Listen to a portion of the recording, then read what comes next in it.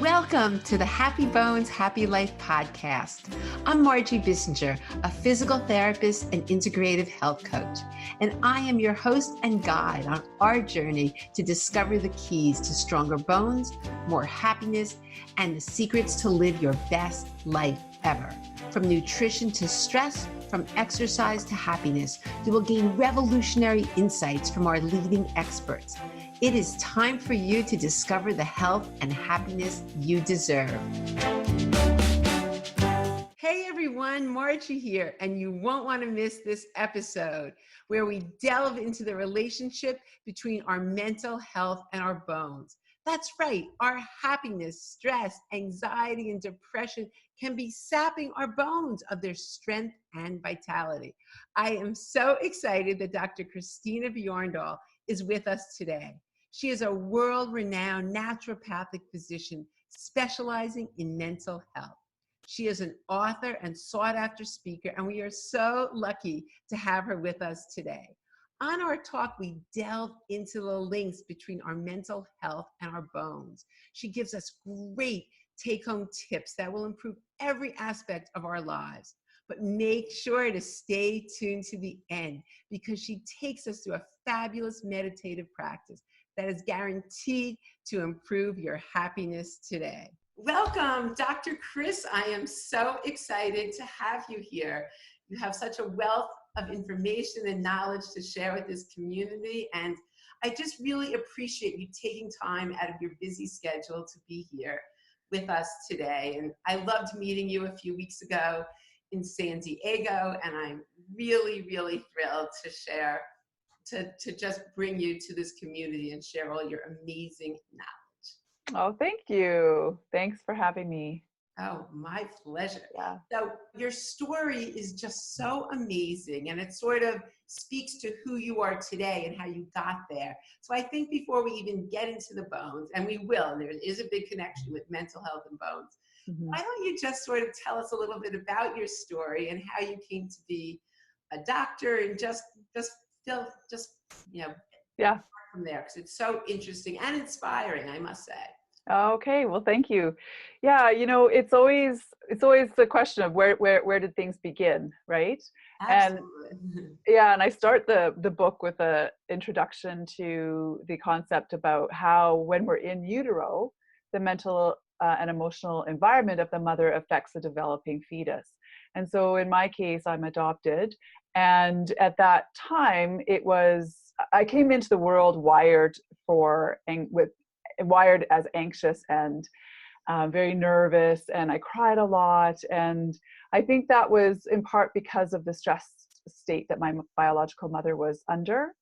And I was adopted into a loving home, and my parents there was really nothing traumatic in my childhood, except for when I asked about where I came from, and then I was told that I was adopted. I processed that to mean that I was there temporarily, and I didn't really attach very well. And I also took that to mean that I wasn't wanted, and that I was a little bit different than everybody else. And so what I did with that is I then became an overachiever, and I continued through school. And when I got to grade 10, I developed an eating disorder, which is quite common amongst young girls, which is very sad when we stop and think about that. And it was a really innocent remark that one of my friends made to me that made me question my body image. And what ended up happening was I ended up actually using the eating disorder as a stress mechanism, stress management mechanism, which sounds very strange, but it was a way I came to soothe myself. But the interesting point that I think is important to make, which I didn't make the connection till well into my 40s, was actually prior to that development of the eating disorder, I actually did a year of antibiotics for acne. And now in the research, we talk about the gut biome and the relationship with the gut and the brain and mental health. So I think that was sort of the start of a already slippery slope that I was on. It kind of pushed me a little bit further down than perhaps I would have gone. So then what happened was I continued my overachieving behavior until I got into university, and I basically ended up crashing and burning. And I was burning the candle at both ends. I was, again, that overachieving behavior. I basically ran out of gas, but I didn't know that that's what was happening to me. And instead, I ended up being labeled with depression and anxiety. And so then I was put on medication. And a few months after taking that medication, I then spiraled out of control into a full-blown delusional, psychotic, manic episode, and was given the diagnosis of bipolar disorder type 1. And I really hadn't digested the first diagnosis yet of depression and anxiety. And this next label with bipolar disorder, I pretty much just locked away in a dark corner that I dared not to look, and denied that that really happened to me. And I just continued my overachieving behavior for the next decade, for the most part. And in that time frame, I began working, ended up reporting to a CEO by the time I was 26, I think it was. And every day wearing the mask that, hey, you know what, I'm okay on the outside, but on the inside, I'm not actually okay. And I had a suicide attempt. That was the turning point really for me in my health, because it left me in a coma with kidney failure, on dialysis, being told that I would need a kidney transplant. And as I've mentioned, I've been a recovering overachiever. And here's one area that I didn't succeed in. And I was very upset about that. My friend gave me a book to read by Marianne Williamson called A Return to Love. And I was in the hospital for several months, so I had time to reflect, and I realized, so that was the turning point from a spiritual perspective for me. I really was, I was angry with God. I didn't like the labels I had been given. I just had a lot of faulty core beliefs that I was using to sort of operate in the world. So that's when I began looking at that piece of the puzzle. Eventually, I found my way to a nutritionally oriented psychiatrist who started me on supplements. And that year, so I took the medication. At that time, I was taking 4 psychotropic medications. Started the supplements, and I had been doing a lot of personal growth work around learning to love and accept myself, spirituality, meditation, prayer. And so I actually felt well for the first time in at least 15 years. Wow. And I no longer was plagued by these self-deprecating thoughts. I still was quite stressed in the work world, because I, at that point, had, my job was quite demanding. But I ended up asking one question: if money didn't matter, what would I be doing? And I sat with that question for quite a while. The answer that always came up was it wasn't what I was doing. And so I ended up going back to high school, actually, at the age of 33. Yeah, to get the sciences, because I didn't do that the first time round. I was more of a, art student at that time, the first time round. And then I went back to medical school and became a naturopathic doctor for the sole purpose to be able to help people regain their mental health the way that I have, using a physical, mental, emotional, and spiritual approach. And so that's my journey in a nutshell. It's so wonderful, because you can use, obviously it wasn't happy, and you went through a lot of pain, really, and a lot of growth, but now you use that to help others, and it's just really wonderful. So Yeah. for sharing. So now we sort of know where you're coming from in your approach and how you got there. And I think that's important because your approach is different. I love your approach. I actually believe in that as well. And I use a very similar approach.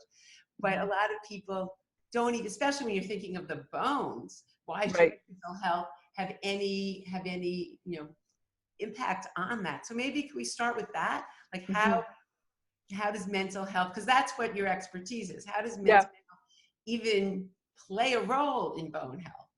Well, so first of all, I mean, mental health is so broad, right? There's so many different avenues. But if we just start with the first piece with me, which is the eating disorder piece. And well, first of all, actually, if you go back to in utero, really. So in utero, all the substrates that the fetus gets comes from the mother. So everything that, a mother becomes a second class citizen for the most part in the body, right? So the child is getting all the nutrients. So depending on the state of the mother and the health of the mother, you can start off with maybe not the best foundation. And but then I had this eating disorder. And eating disorders are one of the, I say, silent symptoms of like menopause,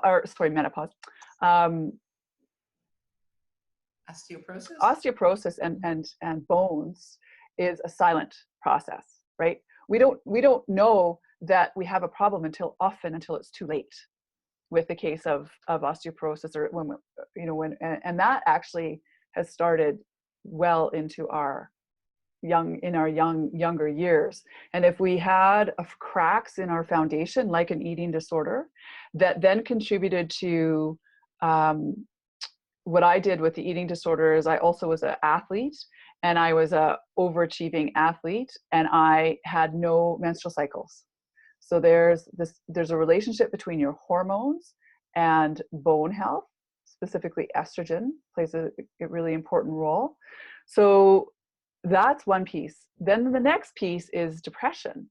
So with depression, a lot of people, when I was depressed, I wouldn't exercise. So and one of the main ways to develop bones is through weight-bearing exercise. And if you're depressed, you're not often doing that. That's not going to help your bones in the long run. And then the third part is, again, kind of going back to eating. With depression, you either overeat or you undereat. And in my case, I would always undereat. I remember one time I went to church, and my pastor said to me, he kind of pulled me aside, and he was a little bit concerned about me. And he said, "Chris, do you have an eating disorder?" And I said, "Actually, no, it's called depression, because I had lost so much weight." So a lot of people lose the ability to nurture themselves. And if you're not eating, then you're not going to be supporting your bone health in that regard either. So I think there's a huge relationship between mental health and our bone health. Yeah, it's also interesting because you never know what came first, the chicken or the egg, because there have been numerous studies that have correlated depression and lower bone density. Whether it's that they're not exercising, but they just, as well as when people aren't satisfied with their life, they have lower bone density as well. So the mental piece really makes a difference. And even the cortisol, when people and I would say, I was thinking about this. Yeah. I would say, and I'm curious what your percentage is, but since I work with so many people with osteoporosis, I would say at least 95% of the people I work with have anxiety. Oh, yeah. It's really, really it's high, very high. They may not be depressed, but they certainly have anxiety. And when there's increased cortisol, it actually causes reduction in bone density over time. So there's so many relations. And the body, we're not just bones. And everything's connected, and our mental, physical, emotional piece is also very, very important. Right.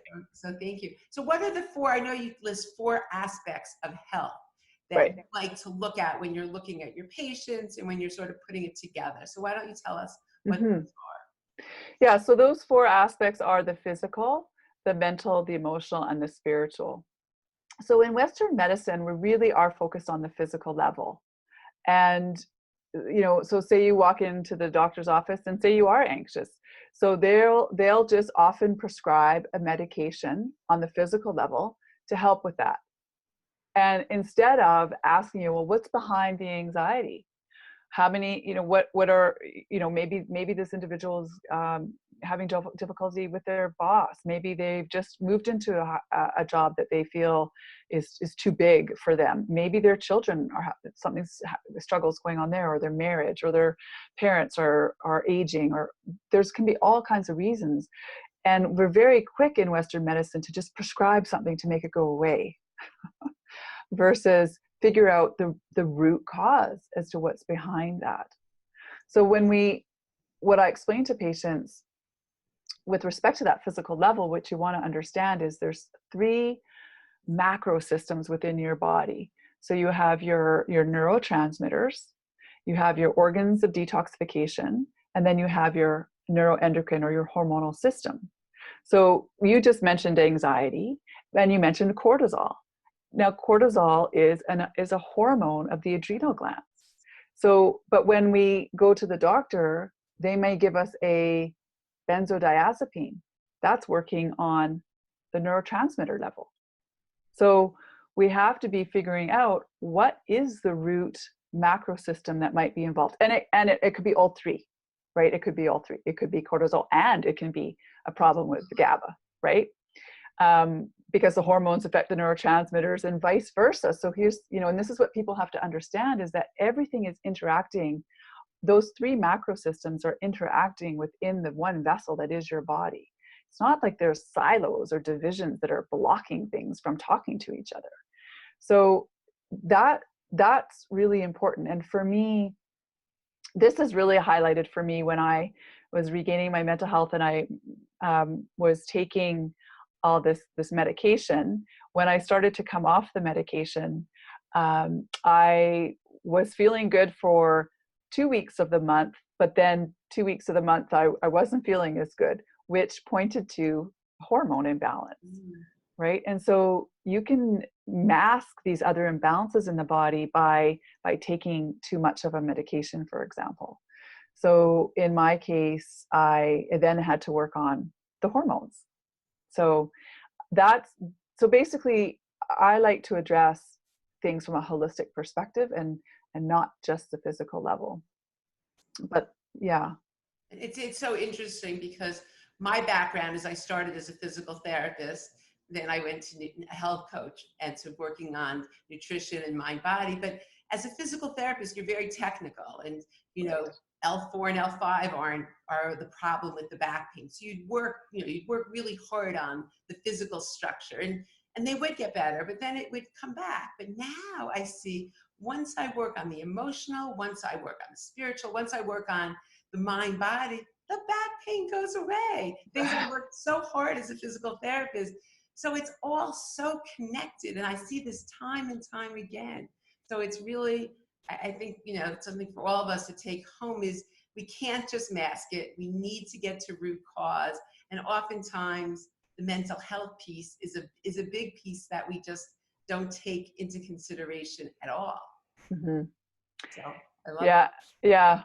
And I think people are almost, they don't maybe they don't feel they're equipped with the right tools, perhaps as a clinician to be able to, or, if you're a physical therapist or a massage therapist or whatever your role or designation is. And I think we can't deny the mental, emotional, spiritual aspects. I mean, that's, if we're going to talk about those 4 things, then that's 75% of the puzzle. Right? It's incredible. It's incredible because now that I've added that, and that's so much a part of what I do, it's really life-changing. It's great. So why don't you tell us a little bit about how you incorporate that into your practice? Mm-hmm. I know that you have, I should just mention, I just recently got your book when I was at the conference, and this is so great. This is the book that Dr. Chris had written, and it's really great. My favorite part, it's called Beyond the Label, but you fill it with so much information. But my absolutely favorite part of this book is called Spirituality, Love, and Forgiveness, chapter 20. And so I just not something that's talked about that often. And I just love your take on this. So why don't you discuss that a little bit with the audience? Because Yeah. this is really something that's life-changing. So listen carefully to this piece. I found when people incorporate this into their life, that Right. miracles really do happen. And it's, so anyway, listen carefully and see what you can take home. Well, I'll back up and I'll just explain that sort of the 10, so the book is called Beyond the Label, 10 Steps to Improve Your Mental Health with Naturopathic Medicine. And so these 10 steps that I talk about, and I'll speak specifically to that last step, but just to sort of put a frame of reference for people who are listening, the foundation of health is diet, sleep, exercise, and managing stress. And then I looked at my thoughts, the emotions, how I behave and react in the world, the environment. And with respect to the environment, there's 3 aspects to that is important to distinguish. So there's the quality of the air, food, and water. There's the concept of epigenetics versus genetics. A lot of times with health conditions, we think it's genetic. And I think that leaves people feeling like they're a victim, like there's nothing that they can do to take charge, to take back their health. And so I subscribe more to the theory of epigenetics, which means genes load the gun, but lifestyle pulls the trigger. I love that, because you're right. It is, I so often get, with the osteoporosis, my grandmother had it. That's just the way it is. And I'm like, no, there's things you can do. And so I love the way you put it. That's great. Yeah, I mean, genes predispose perhaps, but they don't predetermine. Great. And everyone makes that switch. They think it predetermines, but it's not the case. And then the last concept about the environment is this idea of neuroplasticity, which basically means that there isn't anything fixed about us. We can change. We can create new neural pathways. We can build new bone. It's not like we're fixed and then that's it. There's change is and can always happen. And then the last area that I think is ultimately the most important, really the foundation of health, is love, compassion, and spirituality for you, like wrapping this all up in compassion and love for yourself. Because at the end of the day, this is really, I think, the most important thing, is this conversation that you're having with yourself, this relationship you're having with yourself. And I asked the question to my patients on the first visit, how much on a scale of 1 to 10 do you love yourself? And your sense of self-esteem. And maybe the listeners can, just pause and answer that question for themselves right now. And if your answer is less than, I'm going to say, an 8 out of 10, then I think that's the work that needs to be done. So yes, the diet's important, and yes, the sleep is important, and all those things are important. But if fundamentally you're not feeling good in your body about you, then that is the problem. That's why you're having the problems that you're having, the health problems, right? I love this, and I'm sure you can testify as well that when people do that, when people really look at that and make the changes there at that level, it's better. Yeah. And bone density improves. That's right. It's incredible, because I see this on a regular basis. You wouldn't think that would be so critical, but you need that piece, and and plus you're much happier. That's right. Have you seen that with your patients as well? Absolutely. Yes, absolutely. And I think it's a bit, and I want to be clear, I'm not talking that we're all, for women, I think more so for women, selfish is a dirty word. Selfish is a word that we look at as a bad thing. And we look at, a lot of women are reared to put everybody else first before themselves. And so we're really playing a lot of roles. And I'm not saying that men aren't, but women really, we're the moms, we're the daughters, we're the caretakers, we're the cooks, we're also working, we're sisters, we're colleagues, we're all of these roles. But then where are we in that? And it's about reclaiming these little bits of ourselves that we give away, and coming back to the center of your sense of self and your sense of confidence. And with depression, for myself, it's really been a struggle, because especially when I was working and I had this big job, I would get depressed very often. And one of my symptoms, and it's not unique to me, it's what depression does to you, to people, is it takes away your confidence. And you lose your sense of self, and you lose your confidence, and you end up feeling inadequate and unworthy. And so to sort of speak to how to start, or where to start, because a lot of people are like, I don't know where to start. You know, maybe they answer the question and they put themselves as a 2 out of 10 with loving themselves. So it's really about starting to pay attention to the conversation that you are having with yourself. So the voice that's in your head, we all have a little voice that's talking and talking and talking. And many people are consumed by this voice, and they believe everything that this voice says. And this is the voice of the inner critic. And what we need to do is rise up the voice of this compassionate side of yourself, this considerate side, this kind side, that side that is, you know, is the counselor to your child or to your friend or to your colleague who comes to you with a problem, and you're very discerning and loving and kind towards them. We need to take that energy and give it back to yourself. So it really is about paying attention to the voice in the mind. That's the first step. And what is the dialogue you're having? And if you're beating yourself up in your head and saying things like you're unworthy, or oh, you're so silly, you did that again, or oh, you never get anything right, or just those remarks are what eats away at your sense of self. And if you can start to parent yourself and talk to yourself the way you would talk to someone else that you love in your life, that's a place to start. Oh, I love that. That's just such a wonderful, it's so important, because as you said, we're so amazing to everybody else. We take care of everybody else. Why can't we be that kind to ourselves? And if we don't take care of ourselves, how can we be good and show up for the people that we care about in our lives? So Yeah. I think that's such a very important piece, to talk about. Something that you are giving, actually, that we'll have links to, is the forgiveness meditation. Do you want to just mention why forgiveness is so important, and how that can maybe also, even just starting with that meditation as well, can even be something that will help people start to change that voice in their head?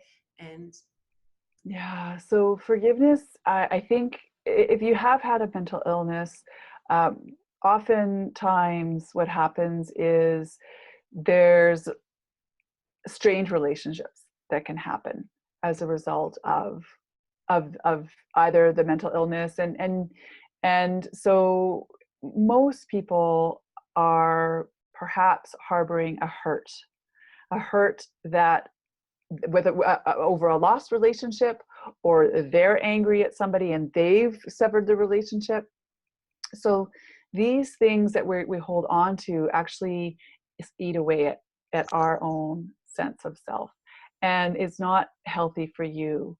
So, resentment builds up, and it really is like a poison within your own system. So for myself, learning to forgive not only relationships perhaps that have been lost or strained, but also myself as well, because I really I didn't have a good relationship with myself, and I had to really work on, in order to get to self-love, I had to forgive myself and turn to learning how to love and accept these parts of myself that I didn't like, love, or accept. So that's why the forgiveness step is a really important piece. And I think a lot of what I hear often in practice with patients is, well, I'm not ready, I'm not ready to forgive that person. And actually, that is when you actually need to forgive the most, is when you think you're not ready, because that means that you really are hanging on to something. And sometimes what we resist the most is actually the medicine that we need. So I'm excited for people to access this gift that I'm giving. And even if you think you're not ready, even if you think everything's great in your life, that you don't actually have, you don't think that there is anyone that you need to forgive, just do the meditation and see who shows up, because it's really quite powerful. And every time I do it, I'm always curious to see what's going to happen, what's going to unfold in the meditation process when I go through this exercise. So it's actually something that I do regularly, and it's not a one-off thing. It's actually part of my routine. Because, and even if you're not, and I'm not saying, like, so for example, say you went through a very difficult trauma. I mean, this could be the loss, you could have been raped. There could have been a murder. There could have been something really, really, really difficult for you.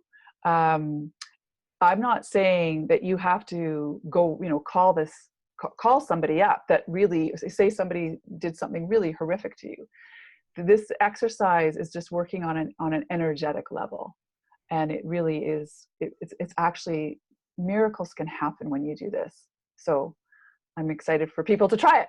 I'm really excited for people to try it as well, because I've seen just exactly what you said, that forgiveness, you think, I'm not going to forgive this person. There is just no way what they did, but you're really hurting yourself. That's and right. What you're doing, you're holding on to something that's robbing your happiness, and it's robbing the joy that you can experience. So this is great. Why don't you give the link now? So I'll have the links below, but is it just to your Yeah, it's just Dr. Christina Bjorndal.com. I have a long URL, and then it's just a backslash and then forgiveness. Okay, great. And then for those who are listening, we'll have all the links below as well. But it's just these things. That's what's so incredible, because I'm sure people come to you and they're not expecting, right? They're not expecting to get, well, you have to love yourself, or your negative thoughts, or forgiveness. But yet it's like, I know Dr. Sarah Godfrey, I loved what she said.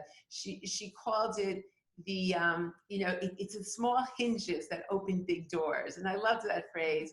Yeah. Because sometimes it's the little things, and it's not so little, but like, what do you mean? You have to, like, a little thing, doing this forgiveness, the meditation that you have can be life-changing and really reduce someone's stress, reduce their depression, and then have just positive effects on every part of their body. So it's really great. One more thing I just loved also that you talked about was your intuition. That was beautiful how you discussed that. You want to give us a little about that, because I think that's something a lot of us don't do, and it's easy to do, and another very powerful tool. Right. Yeah. So basically, I explain to people that most people are living from the neck up, and we're stuck in our heads with thoughts, right? And these thought will trigger an emotion, which triggers another thought, which triggers another emotion, and we go round and round, and we stay stuck in our heads. And what's really important to understand is these thoughts we think create neuropeptides, and these neuropeptides then affect the cascade of hormones that get produced. And so if we're thinking self-critical thoughts all day long, then we're stuck in a sympathetic state, which then increases cortisol, which then affects bone health in a negative way. And we want to recognize that within our nervous system, there's two branches. There's the parasympathetic, which is the relaxed state, and then the sympathetic or stress state. And we want to be in a parasympathetic state. So when it comes to listening to our intuition, it's really a challenge for people, because they are living in their head so much. And when you're living in your head, you are often being commanded by the egoic mind, which has co-pilots of fear and nervousness and anxiety and worry. And that's not a great place to be living in, on an everyday, as you go throughout your day, in a place of fear and worry. I don't think anyone here lives like that, though. Yeah. I'm just Or anxiety. Yeah. Yeah. Like we were saying. Audience, none of us. Yeah. Yeah. So in order to listen to the intuition, I teach people a heart exercise, or I go through a heart exercise. And if you're game, we can do it. Oh, together. absolutely. You could be the guinea pig. Let's go for it. Okay. We'll see how, and so people who are listening can follow along.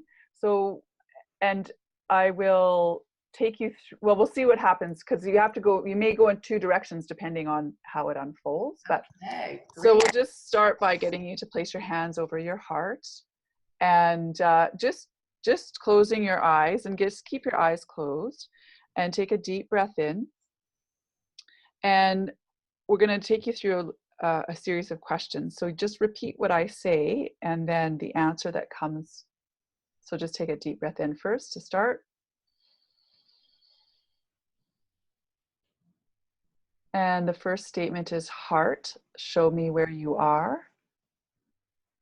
So just say, heart, show me where you are.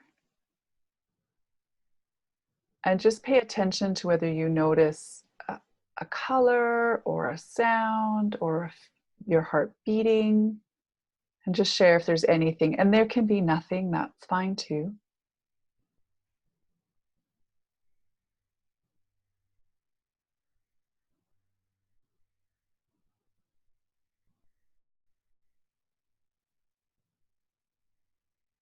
So is there anything happening for you?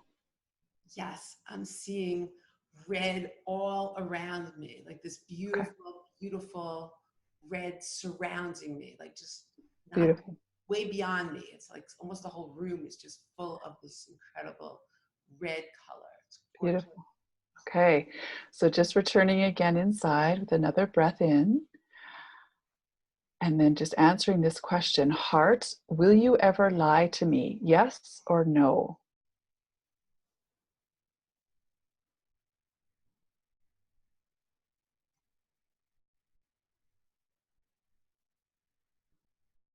And then just share with us whether it's yes or no.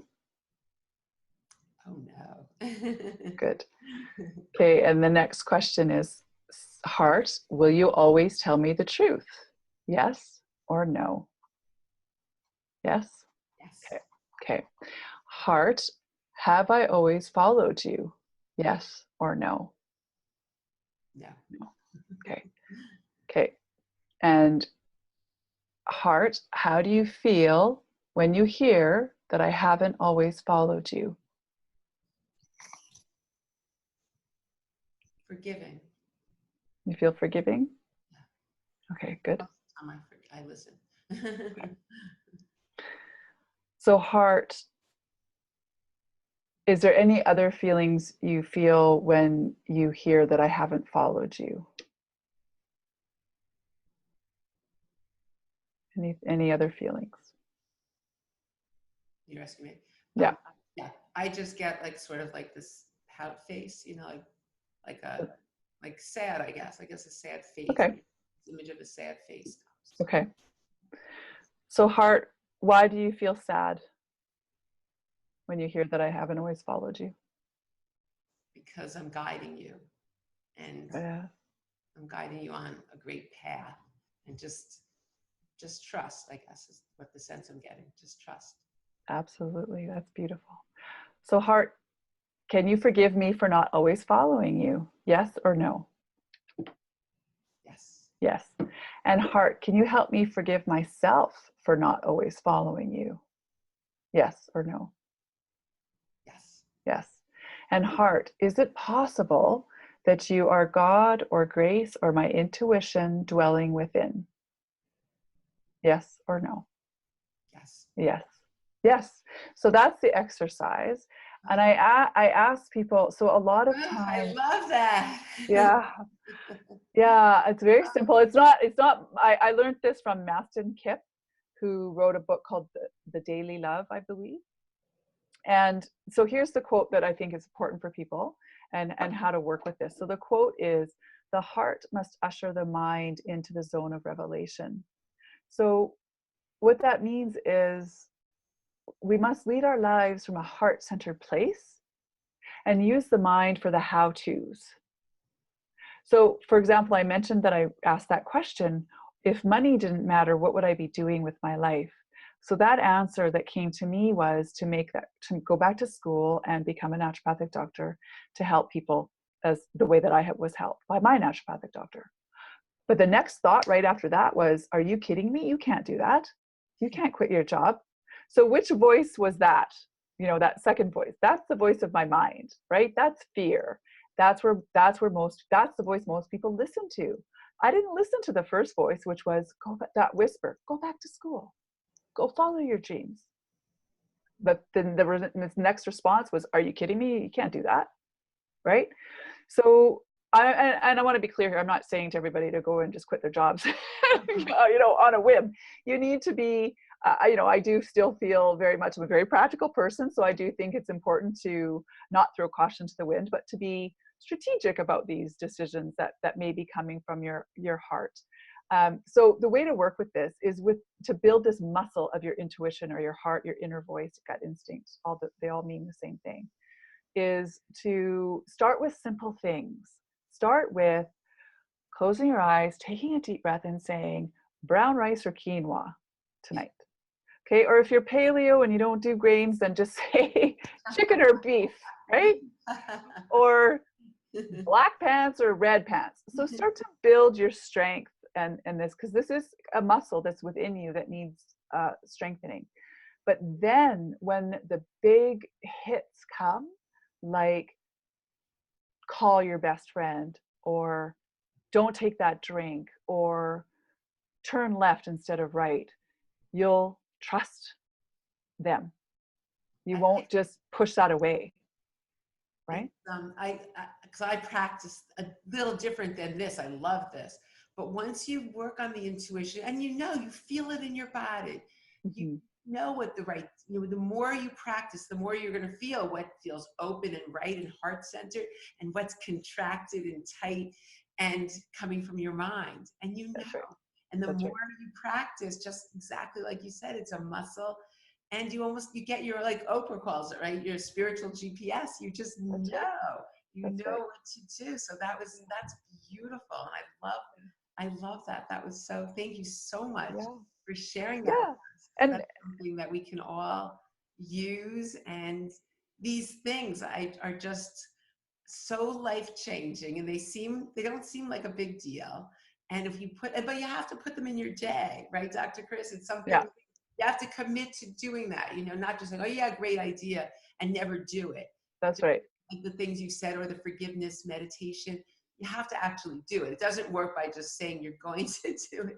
You have to schedule it in. You actually schedule it in, Once you and do, it's just life-changing. So the good thing is Dr. Chris has this book. There'll be links below, and I'll give you all the links to author, because you also have courses.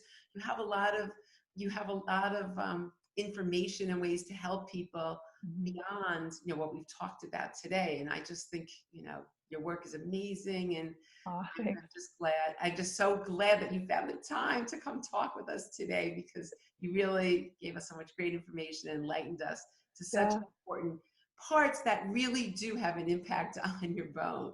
They do. People come in and they're worried about their exercise and they're worried about the nutrition, but they have to deal with this piece. This is not something we can just forget about. And they're so worried that they're stressed and there's fear over Right. So That's this right. is really important. And I'm just so grateful that you were on with us, and hopefully we'll stay in touch. And Yes, we will. Yeah. I love that. Well, thank you so much. And Thank look you. forward to keeping in touch. Okay. Thank you so much. I hope you enjoyed today's episode as much as I did, and have some great take-home strategies you can put to use right away. the link for Dr. Chris's forgiveness meditation, and all the links will be in the show notes. So thanks again for tuning in, and talk to you soon. Thank you for listening to this episode of the Happy Bones, Happy Life podcast. If you enjoyed this show, please subscribe on your favorite listening app so that you don't miss any amazing insights on upcoming episodes.